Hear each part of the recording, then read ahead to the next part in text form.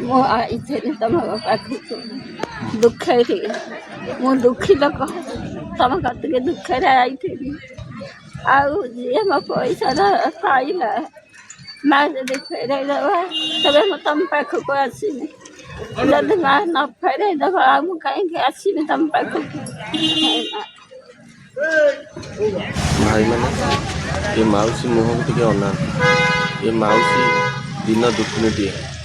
ଇଏ ଭତ୍ତା ଆଉ ଚାଉଳ ପାଇକି ଚଳନ୍ତି। ତାଙ୍କର ସାହାରା କିଛି ନାହିଁ। ନିଃସନ୍ତାନ ମା କୋଳରେ କେହି ନାହିଁ ତାଙ୍କର ସାହାରା।